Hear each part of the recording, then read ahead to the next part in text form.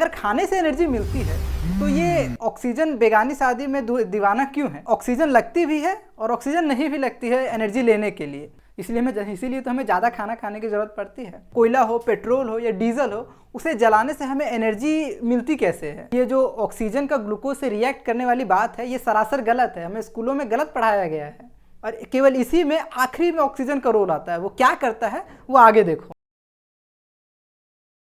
हम सबको पता है कि हमें खाना खाने से एनर्जी मिलती है, चावल छोड़ के उसे वो एनर्जी लेती है।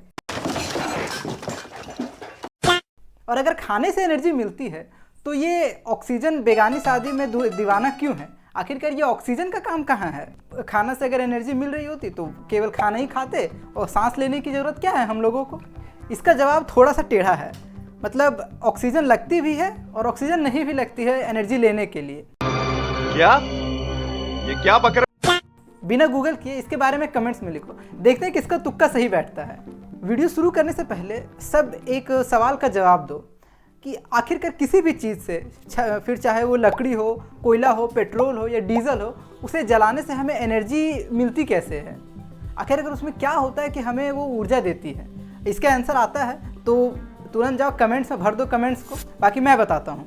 देखो, कोई भी दुनिया का कोई भी चीज़ है वो परमाणु से बना हुआ होता है। मैंने अपने पिछले वीडियो में बताया था कि हर एक चीज़ एटम्स यानी कि इलेक्ट्रॉन्स, प्रोटॉन्स और न्यूट्रॉन्स से बने हुए एटम्स उनसे बने हुए होते हैं। ये जो एटम्स हैं आपस में लैला मजनू की तरह जुड़े हुए रहते हैं और जब इन दोनों को अलग किया जाता है तो एनर्जी निकलती है। जैसे कि पेट्रोल में कार्बन के 5 से लेकर 10 तक चेन्स होते हैं। ये कार्बन्स जब ऑक्सीजन के प्रेजेंस में रिएक्ट करते हैं, मतलब टेक्निकल भाषा में अगर बोले तो जब ये ऑक्सीडाइज करते हैं, रिएक्ट करते हैं, तो ये कार्बन डाइऑक्साइड के फॉर्म में उड़ जाता है और इसके साथ ही हमें पानी और एनर्जी मिलती है, जिससे कि फिर बड़े बड़े घर के लोग गाड़ियाँ चलाते हैं और लोगों को मारते हैं। सेम इसी तरह से ग्लूकोज भी 6 कार्बन का एक मॉलिक्यूल है, ये भी कार्बन से बना हुआ है। इसमें भी ये जो कार्बन है ये कार्बन डाइऑक्साइड के फॉर्म में बाहर निकलते हैं और ऑक्सीजन के साथ रिएक्ट करके कार्बन डाइऑक्साइड, पानी और एनर्जी हमें देते हैं। तो यार अब तुम सोच रहे होगे कि क्यों नहीं फिर पेट्रोल पी के हम लोग एनर्जी ले लेते हैं? अब तुम अमीर आदमी हो, तुम कर सकते हो, ट्राई करके तो देख ही सकते हो। चले एक काम कर, 200 रुपए दे और 50 रुपए काट ओवर एक्टिंग के वजह। देखो, इन दोनों में फ़र्क बस इतना है कि पेट्रोल से जो एनर्जी निकलती है वो तुरंत निकलती है, अचानक से निकलती है, इसीलिए उससे हम अपना गाड़ी तो चला सकते हैं, लेकिन शरीर को धीरे धीरे ऊर्जा की ज़रूरत पड़ती है। अब पता चले एक बार तुमने पेट्रोल पी लिया, अब अचानक से ऊर्जा दिया, अब तुम नाचने लगे, अब उसके बाद मान के चलो बाद में तुम्हें कहीं फ़ोन उठाना, फिर फ़ोन उठाने के लिए एनर्जी कहाँ से लाओगे? तो यहाँ पर काम आता है ग्लूकोज धीरे धीरे करके टूटता है और उसका एनर्जी एटीपी के फॉर्म में स्टोर होता है। ये ग्लूकोज से ये जो एनर्जी निकलती है ये फिर एटीपी में स्टोर होती है। जैसे ग्लूकोज ने काम करके वो टूट करके अपना एनर्जी एटीपी के यानी कि गैस के फॉर्म में कमा लिया। अब कहीं भी एनर्जी की ज़रूरत पड़ेगी तो बस वो गैस हम लोग उसे दे देंगे और अपना काम करवा लेंगे। ये सब चीज़ कैसे होती है ये वीडियो में हम लोग आगे जानेंगे, बस बने रहो यार। देखो, ग्लूकोज को टूट करके एनर्जी को स्टोर करने में टोटल 3.5 स्टेप है। 3.5वां स्टेप इसलिए बोल रहा क्योंकि उसमें ग्लूकोज टूटता नहीं है, लेकिन वो बहुत इंपॉर्टेंट पार्ट है, इसलिए उसे मैंने 3.5 नंबर दिया है। तुम देख लो, हो सके कि तुम उसे 4 नंबर दे दो। देखो, ये सारा जो कांड क्रिया है ये शुरू होता है तुम्हारे लपेट के खाने से। वो खाना जो तुमने खाया है अगर पचने लायक हो तो वो पचने के बाद, डाइजेस्ट होने के बाद उसमें जो प्रेजेंट ग्लूकोज है, मतलब और कुछ भी हो सकता है, लेकिन सबसे सिंपल जिससे हम एनर्जी ले सकते हैं वो ग्लूकोज होता है, इसलिए हम ग्लूकोज की बात करेंगे। तो ये ग्लूकोज खून से होते हुए तुम्हारी कोशिकाओं यानी कि तुम्हारे हर एक सेल्स में पहुंचता है। अब इंसानी जो सेल होता है इसे समझो, ये जो सेल का बाहरी बाउंड्री तुम्हें दिख रहा है इसे सेल मेम्ब्रेन कहते हैं। प्लाज्मा मेम्ब्रेन के अंदर ये जो पार्ट है इसको साइटोप्लाज्म कहते हैं। साइटोप्लाज्म के अंदर माइटोकॉन्ड्रिया होता है और इसका नाम तो तुमने इंस्टाग्राम में कहीं ना कहीं तो सुना ही जरूर होगा। तो ये जो साइटोप्लाज्म और माइटोकॉन्ड्रिया है, यही दो अखाड़ा है, यही दो इंपॉर्टेंट चीज़ है जो जिससे कि हम खाने से एनर्जी निकालते हैं। कैसे निकालते हैं चलो इसे जानते हैं। तो बढ़ते हमारे सबसे पहले स्टेप की ओर, ग्लाइकोलाइसिस। तो जैसे कि ये जो ग्लूकोज है ये हमारा साइटोप्लाज्म के अंदर पहुंच गया है। अब यहाँ पर ये प्रोसेस होता है ग्लाइकोलाइसिस। ग्लूकोज अचानक से एनर्जी नहीं देता है, मैंने जैसे बोला ये लगभग 10 स्टेप में टूटता है और आखिर में पाइरूवेट बनाता है। जैसे कि ग्लूकोज जो 6 कार्बन 6 गांठों का चेन है ये पहले टूटता है और इसे तोड़ने के लिए पहले एनर्जी लगती है मतलब एनर्जी निकालने के लिए पहले तुम्हें एनर्जी देनी पड़ेगी। तो सबसे पहले 2 ATP लगती है, 2 कैश लगेगा और ये फिर टूट जाता है, 3-3 गांठों के समूह में टूट जाता है। इसे फॉस्फोग्लिसरॉल्डिहाइड कहते हैं। इसके बाद ये जो फॉस्फोग्लिसरॉल्डिहाइड है, इसमें और कुछ रिएक्शन होता है और ये आखिरी में बनाता है पाइरूवेट। ये भी 3 कार्बन का होता है, लेकिन इसमें कुछ ऐसी प्रक्रियाएं होती है कि इसमें एक निकलता है NADH, जैसे कि तुम यहाँ फोटो में देख रहे हो, और एक ATP निकलती है, एक पानी भी निकलता है। बना दिए हो। ये NADH को देख के घबराओ मत, बताता हूँ कि ये क्या होता है। जैसे कि ATP होता है कैश की तरह, तो NADH को तुम समझो चेक की तरह। जैसे कि शरीर में अगर ज़्यादा एनर्जी चाहिए तो उसे हम चेक के फॉर्म में स्टोर करते हैं। इस चेक को हमें बैंक में जाके कैश कराना होता है, फिर वो हमें कैश देता है ATP के फॉर्म में, जिसे कि हम फिर और जगह इस्तेमाल कर सकते हैं। जो मैंने आखिरी 3.5वां स्टेप बताया था ETS, वो इसी काम के लिए होता है। वो NADH और इसी का एक गोतिया होता है FADH, मतलब 2 प्रकार के ये चेक हैं। इसे वो कैश कराने के काम में आता है। कैसे आता है वो आगे हम लोग देखते हैं। फिर यहाँ से ये जो प्रोसेस ग्लाइकोलाइसिस है, इससे जो पाइरूवेट हमें मिला है, ये पाइरूवेट फिर साइटोप्लाज्म को पार करके माइटोकॉन्ड्रिया के जो झिल्लियाँ होती है उसे पार करके ये पहुँचता है माइटोकॉन्ड्रिया के अंदर। उसके अंदर भी जगह होता है, वहाँ पर वो एक रिएक्शन करता है जिसको कि लिंक रिएक्शन कहते हैं। तो टेक्निकल नाम में मत जाओ, तुम क्या हो रहा है ये समझो। तो यहाँ पर ये 3 कार्बन का मॉलिक्यूल एक कार्बन को उड़ा देता है। इसी के अंदर कार्बन और 2 ऑक्सीजन होता है।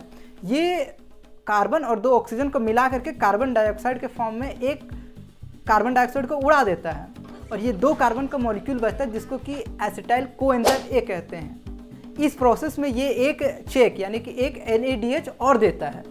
अब ये जो एसिटाइल कोएंजाइम है, ये बहुत इंपॉर्टेंट चीज़ है। बाकी सारे चीज़ भी जब टूटते हैं, जैसे कि प्रोटीन्स वगैरह और जो तुम खाते हो, ये अगर उससे हमें एनर्जी लेनी है तो ये भी इसी चीज़ में टूटते हैं। फिर ये जो एसिटाइल कोएंजाइम A है, ये सिट्रिक एसिड साइकिल में एंटर करता है, वहीं पर माइटोकॉन्ड्रिया के अंदर ही।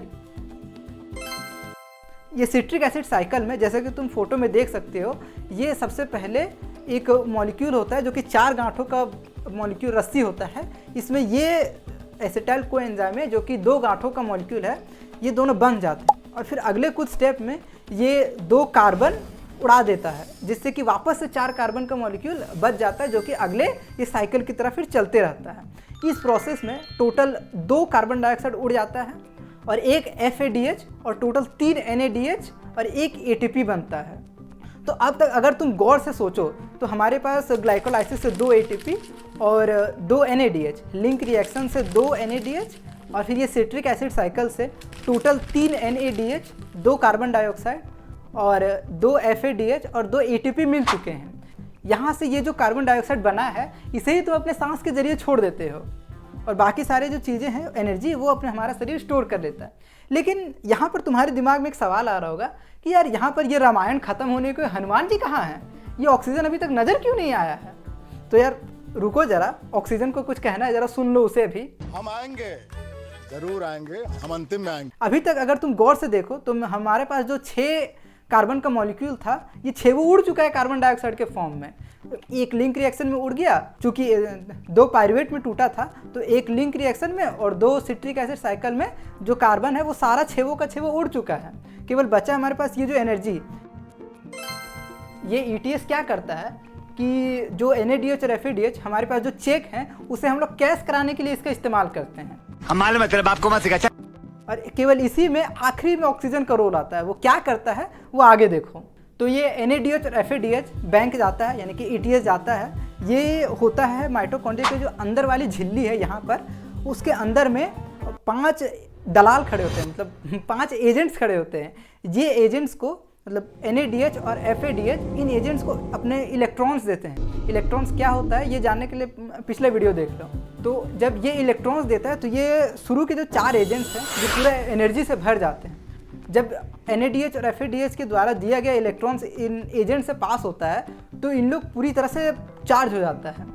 इसकी वजह से इन लोग इतना एनर्जी से भर जाता है कि अंदर से जो हाइड्रोजन आयन पड़े होते हैं माइटोकॉन्ड्रिया के अंदर, वो उसके दोनों झिल्लियों के बीच में जमा कर देता है इस जगह पर। इससे होता ये है कि यहाँ पर हाइड्रोजन आयन का एक डैम जैसा बन जाता है। देखो डैम कैसे काम करता है कि डैम के ऊपर पानी जमा करके रखा जाता है। इस पानी को जब बहुत स्पीड से नीचे गिराया जाता है तो उससे फिर ऊर्जा निकाली जाती है। सेम यही काम यहाँ पर हाइड्रोजन आयंस करता है, क्योंकि पानी तो अंदर स्टोर कर नहीं सकते उतना बल्क अमाउंट में, तो हाइड्रोजन आयन क्या होता है कि उससे ज़्यादा एनर्जी वाला होता है। तो ये जब अंदर की झिल्ली में जो 5वां एजेंट होता है उसमें वो हेल्प करता है। जो 5वां एजेंट है वो एक टरबाइन की तरह है, वहाँ से जब हाइड्रोजन आयंस गुजरते हैं तो वो ATP फॉर्म करता है, और इसी इलेक्ट्रॉन ट्रांसपोर्ट चेन के अंत में ये जो इलेक्ट्रॉन्स पार होते हैं, तो इसे खाने वाला भी तो कोई चाहिए, तभी तो वो बार बार आकर के देगा। तो ये इलेक्ट्रॉन्स खाने का काम करता है ऑक्सीजन, और वो ऑक्सीजन ये इलेक्ट्रॉन्स और हाइड्रोजन ले करके पानी बनाता है। मतलब एक चीज़ समझे, तुमने जो खाना खाया ग्लूकोज वो कार्बन डाइऑक्साइड के फॉर्म में उड़ गया, लेकिन तुमने जो सांस लिया ऑक्सीजन उसका तो काम दूसरा ही है। दोनों एक दूसरे से कभी मिल ही नहीं रहे, दोनों का काम एकदम अलग है। इसीलिए मैंने शुरू में कहा था कि ये जो ऑक्सीजन का ग्लूकोज से रिएक्ट करने वाली बात है ये सरासर गलत है, हमें स्कूलों में गलत पढ़ाया गया है। अब ये जो सारा कांड क्रिया प्रक्रिया हुआ है इससे हमें लगभग 30 से 38 ATP हमें मिलते हैं एक ग्लूकोज से, इसीलिए तो हमें ज़्यादा खाना खाने की ज़रूरत पड़ती है। अब ये ATP हमारे शरीर में स्टोर हो जाती है, यानी कि ये जो कैश है हमारे शरीर में स्टोर हो जाता है। अब मान के चलो तुम्हें अपना फ़ोन उठाना है, तो शरीर बोलेगा कि भाई यार ये 5 ATP देना, 5 कैश देना, और वो उसे ले करके वो फ़ोन उठाएगा। 2 ATP ले करके वो YouTube खोलेगा, और उसके बाद बोलेगा कि यार सब्सक्राइब करने में 0 ATP लग रहा है, लेकिन तुम लोग करोगे नहीं, तो यार सब्सक्राइब करो यार। अल्लाह माफ़ करे, बहुत मनुष्य लग रहे हो, मत करो, रहने दो, बहुत बुरे लग रहे हो। तौबा तौबा तौबा, थारा मूड ख़राब कर दिया। बाकी इस वीडियो के बारे में अगर तुम्हें कोई सवाल रह गया हो, या फिर तुम्हें गालियाँ देना हो, तारीफ़ करना हो यार, तो उसके लिए तो कमेंट सेक्शन खुला है ही, जाओ तहलका मचाओ उधर। और अगर ये जानना है कि ये जो ग्लूकोज है इसमें एनर्जी कहाँ से आई, ये आखिरकार बना कैसे, तो इसके लिए यार चैनल को लाइक करना पड़ेगा। टारगेट रखते हैं लगभग 500 लाइक का, तो लाइक करो। तब तक मैं अगले वीडियो पर काम करता हूँ।